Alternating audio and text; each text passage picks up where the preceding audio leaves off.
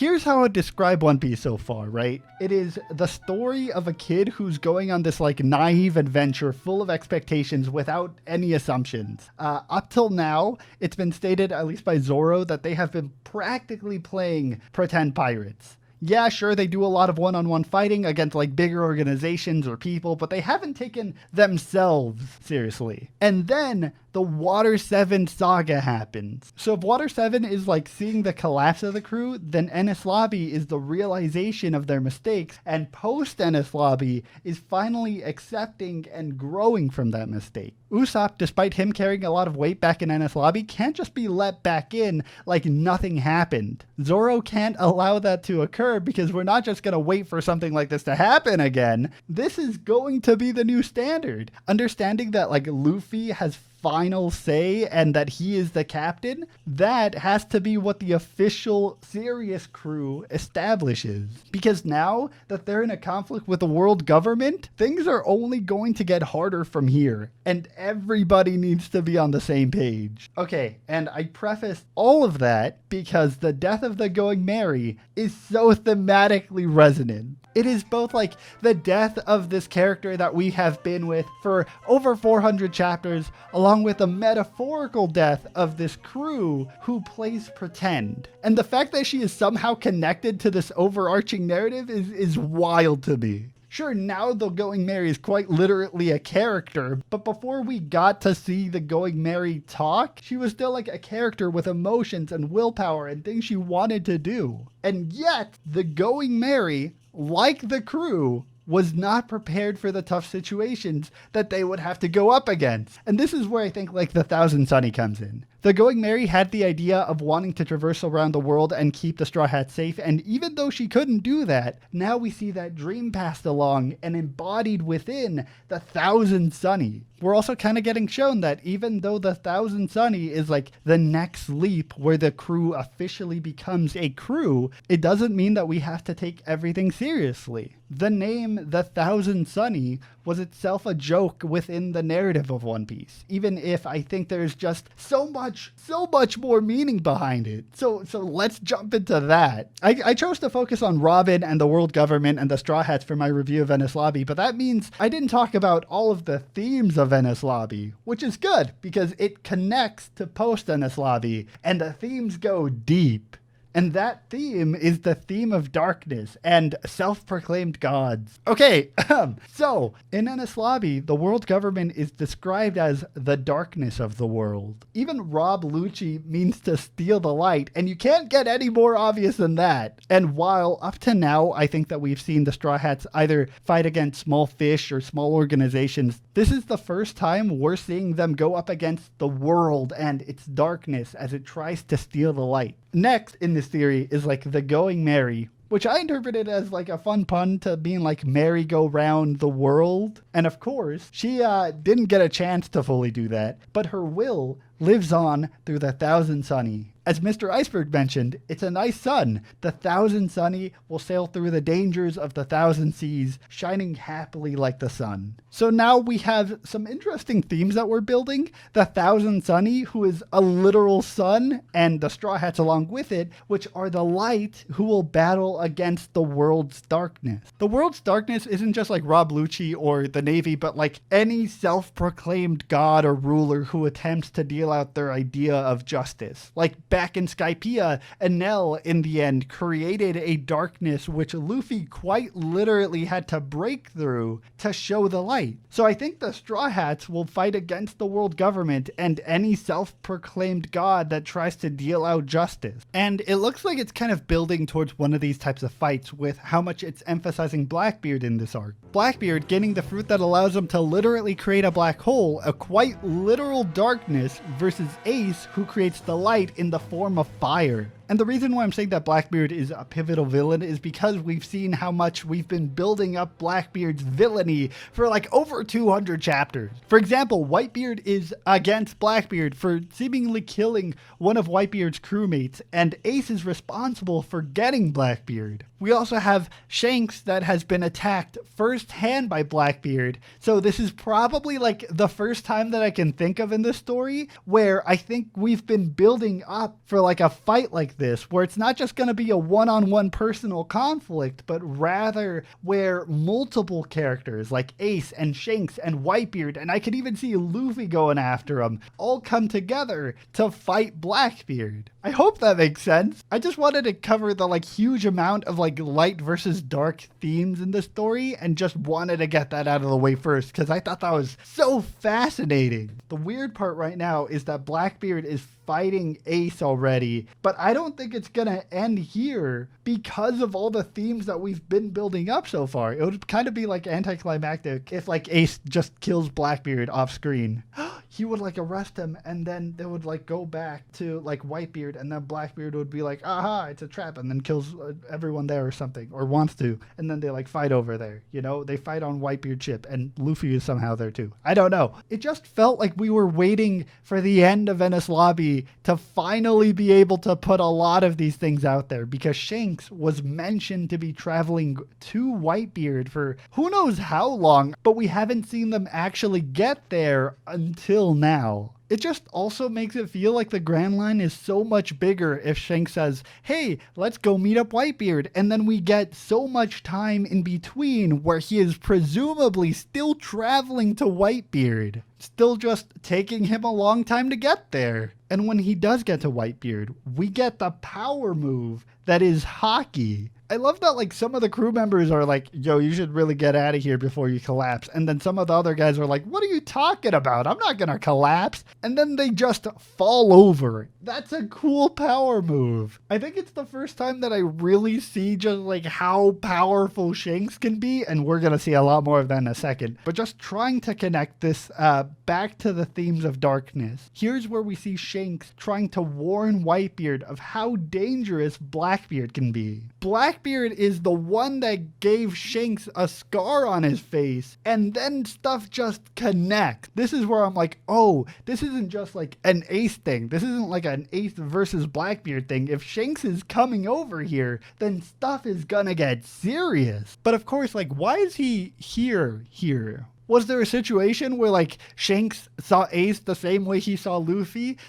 Shanks used to carry around a cowboy hat and then saw Ace and was ah, yes, return this to me, and gave Ace his cowboy hat. So then Shanks had to be well, now I need a new hat. So he got a straw hat. And then Luffy came along. So he was return this to me one day, and gives his straw hat to Luffy. And this is really dumb. I just like the idea that Shanks just does this. He gives random hats to people and then puts on a new hat. And he doesn't wear one anymore because he's constantly just giving away his hat. So the reason why he doesn't currently have a hat on is just because he keeps giving people his hat. Right, sorry, things were supposed to get serious. Whitebeard just ignores whatever Shanks said, and then they clash, literally opening up the clouds. This shot looks beautiful in the manga, by the way, and it's very depressing in the anime. I went to look at it because I'm this is going to be cool. And then you go look at it, and it's a noise texture. I just didn't think it did the scene justice, which is a shame because I think it's very cool.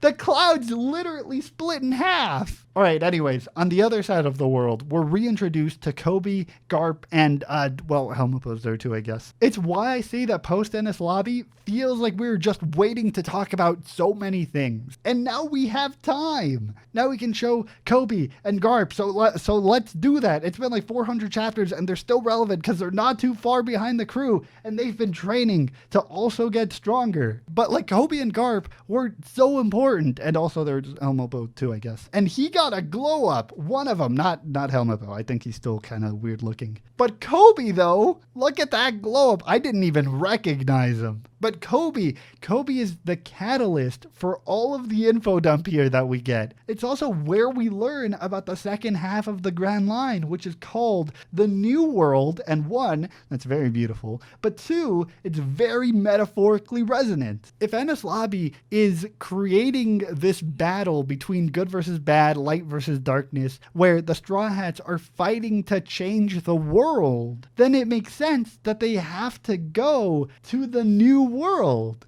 where they will create a new world. Okay, is that why it's called that? Is like everyone in the new world just trying to create a new world? Or is it just like the Thousand Sunny where, oh, that's just its name. It totally doesn't have a deeper message behind it, even though it totally does. I don't know. Again, I still have a lot of questions. And again, the broad strokes are easier to understand than the specific. There were a lot of questions I had in Ennis Lobby, and post Ennis Lobby gave me a lot of answers. But it somehow also managed to give me even more questions. For example, in Ennis Lobby, I was wondering how in the world the Navy was capable of traversing places with the Sea Kings. And then in post Ennis Lobby, we essentially learned that the Sea Prisms can mimic the ocean, which opens up just a ton of possibilities around how trade is conducted in this world. Like before then, I was thinking like, okay, maybe fishermen can go through the Comm Belt. Now we know that like the Navy can go through the Comm Belt, and of course,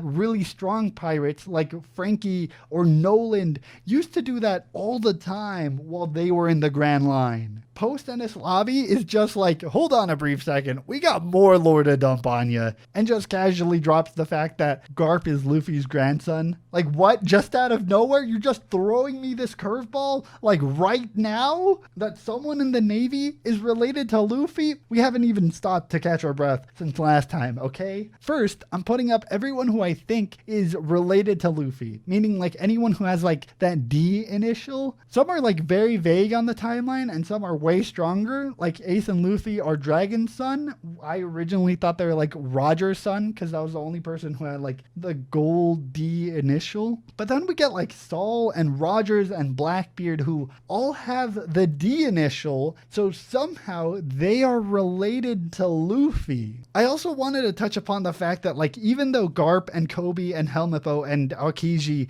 are bad in the sense that they are against the Straw Hats, at least from a surface standpoint, I find it interesting that Garp, when forced to go back and capture the Straw Hats, seemingly is throwing his punches. And it's fascinating to me because all of these people who are in the Navy, like Garp and Aokiji and Kobe, are technically kind of an ally in the sense that when the Straw Hats leave, Garp and Aokiji don't look angry. Both of them look relieved. Aokiji even stating like, yep, I saw the Straw Hats escape. Check the check mark. We're done here. Let's not go after them. We're done. But they don't pose a direct conflict to the Straw Hats the same way someone like the world government or Blackbeard does.